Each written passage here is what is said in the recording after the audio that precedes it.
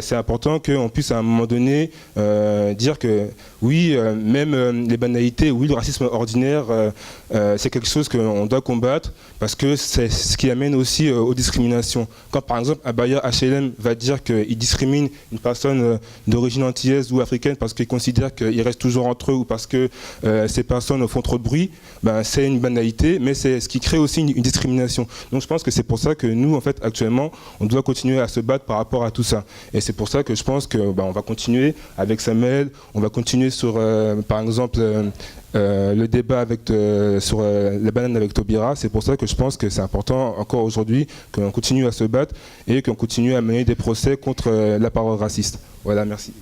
Moi, je suis juriste aujourd'hui et je plaide certaines lois que vous avez arrachées. Et ça, c'est une fierté et ça, on le rappelle. On le rappelle, il ne faut pas minimiser tout ça. Il ne faut pas rester sur les querelles. Il faut un jour souligner tous ces points-là. Même si, et c'est là où on va moins rigoler, aujourd'hui, on a peut-être une génération qui a du mal à garder ça.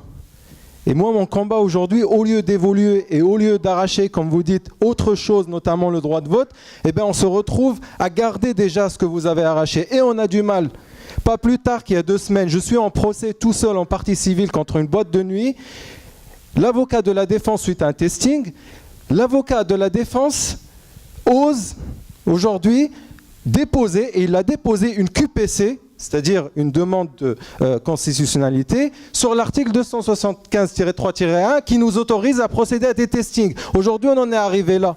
Ce que j'ai appris en militantisme, à décrypter ma propre condition, parce que finalement, le militantisme antiracisme nous amène à une conscience politique. Et ça, c'est la rue qui me l'a appris. C'est la rue, c'est les manifestations, Laurent en a parlé tout à l'heure, c'est de rencontrer des fachos dans la rue. Ce dont on parle, c'est la réalité d'aller dans une ville, en province, et de rencontrer des gens dans un procès en assises qui ont abattu quelqu'un parce qu'il était noir. Il y a un enjeu de conscience politique, mais global, pas uniquement antiraciste, qui touche l'ensemble de la société, et on ne fait pas exception sur ce sujet. Là où je pense qu'on est tombé dans un piège, c'est quand on a intégré que toute cette question se résumait uniquement à une question d'emploi, une question de pouvoir d'achat, avec tous ces mots qui ne sont pas du tout choisis par hasard. Quand on a résumé toutes ces questions-là uniquement à des questions sociales, et c'est ce que je disais tout à l'heure, il y a des questions d'ordre moral, une éducation, tu as parlé de la semaine d'éducation contre le racisme, je pense qu'il faudra qu'on reparte de ça. Ça a l'air de rien, mais c'est toujours sur cette question qu'on bute. Et on bute entre, selon moi, et je le fais un peu rapidement, on pourra revenir dessus, entre la réalité de ce qu'est la République française, c'est que l'identité française, elle est politique. On dit être français. C'est pas un titre dont on hérite uniquement. Alors oui, il y a la dimension administrative, mais on dit être français. Et cette notion d'identité politique a été opposée. Et c'est la question que tu m'as posée, c'est dire mais est-ce qu'on est pour ou contre le débat sur l'identité nationale? Je dis ouais, c'est une question, mais la question c'est qui la pose et en quels termes? L'identité française n'a jamais été culturelle, n'a jamais été religieuse, c'est une identité politique. Nous sommes des sujets politiques. Et cette identité, cette définition de l'identité, elle est puissante, elle est extraordinaire. Elle aurait été capable d'embrasser toutes les réalités qu'on a évoquées jusqu'à présent. Mais il y a la question des réalités, certains points qu'on a acceptés. 2 mots sur le terme d'islamophobie. Le premier jour où je l'ai entendu, j'ai dit aïe, on a loupé un truc. Le jour où on a accepté, et c'est pas n'importe qui l'a porté ce terme au départ, on l'attribue à Mouloud Aounit. J'ai lu un truc, on dit Mouloud Aounit à l'auteur du... Le premier mec qui a porté ce terme-là, et il ne l'a pas fait par hasard, et on doit y réfléchir, c'est Tariq Ramadan. Et Tariq Ramadan, il a fait un truc terrible. Il a assigné des individus à leur religion. Il a limité des individus à leur religion en développant ce concept-là. Ils ne vous veulent pas parce que vous êtes musulmans. Vous n'avez pas d'autre choix que de rejoindre le groupe. Et on va parler en votre nom. Et c'est ce qu'on a toujours combattu.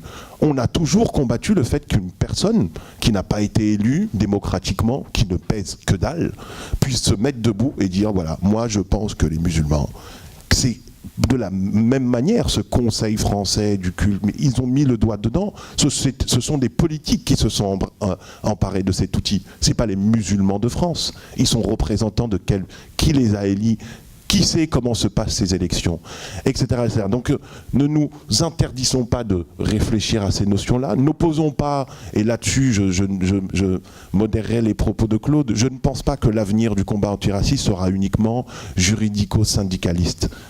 Comme l'a dit Laurent, je pense que c'est un rapport de force, et ça a toujours été un rapport de force. Tout ce qui nous arrive aujourd'hui, et j'en suis convaincu, comme je vous ai dit, quand même, arrivé à l'âge où je suis, moi je suis né dans ce pays, la guerre d'Algérie, elle n'avait même pas commencé, pour vous dire. Je me rends compte que si on avait donné ce droit de vote des étrangers, maintenant c'est trop tard, et je ne crois pas qu'on l'aura, tôt ou tard. Mais moi, mes parents, ils auraient aimé voter dans les années 70, 80. Je suis sûr qu'ils auraient aimé voter, parce que le droit de vote, c'est quoi? C'est la participation à la citoyenneté et à la cité surtout, des habitants. Ça venait nous prendre, nous, Noirs, nous ramener à la gendarmerie et nous battre pour rien, alors qu'on était... Soit on défendait les gens qui se battaient, ou bien on faisait juste de nous exprimer. Ben, par rapport à ça, moi j'aimerais demander au monsieur comment battre nos ennemis si eux, ils nous prennent par cœur. Ils nous prennent par les sentiments, ils ne nous montrent pas que ce sont nos ennemis. Comment les battre?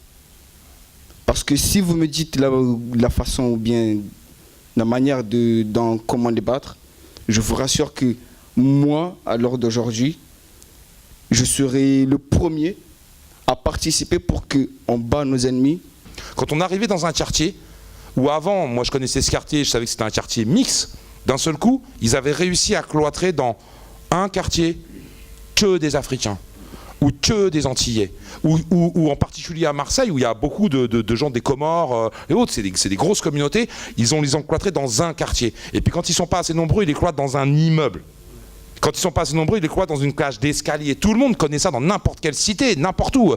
Moi, j'habite à Aubervilliers aujourd'hui. Historiquement, c'est quand même une ville, si tu veux, sur la mixité sociale qui est quand même extrêmement importante. Et ben, il y a encore des fonctionnaires de l'office HLM qui disent « Ah non, comprenez, vous êtes... Ah, mais vous ne pouvez pas aller dans cet immeuble, il y a trop de Noirs. Ah non, là, il y a trop d'Arabes. Mais on me l'a fait à moi aussi, hein. Ah, parce qu'ils croient que je suis blanc. » Oui, mais moi je suis très content d'être venu parce qu'effectivement toutes ces questions-là, c'est aussi des questions qu'on se pose dans le comité du Rhône et puis je dirais plus largement dans les comités de Rhône-Alpes, et parce qu'effectivement, comme le camarade de SOS tout à l'heure, on se reconnaît aussi de moins en moins dans le discours et dans la représentation du Bureau national d'SOS. En fait, moi je vais juste réagir par rapport à ce que disait Laurent, même si c'est difficile de prendre la parole juste derrière lui, parce que je suis lyonnais. C'est vrai que nous, l'extrême droite à Lyon, malheureusement, on sait ce que c'est. On sait effectivement comment ils sont structurés, comme tu le disais, notamment depuis 4-5 ans. C'est quelque chose qu'on observe de très près. On fait partie du comité de vigilance 69 contre l'extrême droite à Lyon, avec des Benedetti, Gabriac, Damien Rieu. On a ce qu'il faut sur Lyon, avec le GUD, avec la Traboule. Donc ils ont même un local d'extrême droite, vraiment d'extrême droite, idéologique et activiste, et qu'il est très très compliqué, même juridiquement, de les attaquer. Nous, on est en procès avec les identitaires, à la fois sur les maraudes qu'ils avaient fait, réservées aux Français de souche. On va les distribuer des couvertures et des repas uniquement aux SDF français de souche. Bon, ils l'ont fait une fois, c'était juste pour faire parler de l'eux à la télé, et derrière ils ont abandonné, comme les tournées de sécurisation du métro, alors que le métro lyonnais, juste 3 jours après, il y a eu une étude qui disait que le métro lyonnais était le réseau de transport en commun lyonnais était l'un des plus sûrs de France. Mais c'est pas grave, ils avaient fait leur com, ils avaient pu parler dans les médias, et du coup, en fait, le seul moyen, on est aussi en procès sur le quick halal, quand ils avaient envahi le quick halal avec les masques de cochon. Mais le problème, c'est qu'on peut pas les attaquer en tant que structure parce qu'on n'a pas de victimes directes, donc on les attaque sur les propos qu'ils ont tenus, donc c'est la loi sur la presse, et c'est extrêmement compliqué, et on a toutes les chances de perdre malheureusement, mais c'est pas pour autant qu'on se bat pas contre ces gens-là.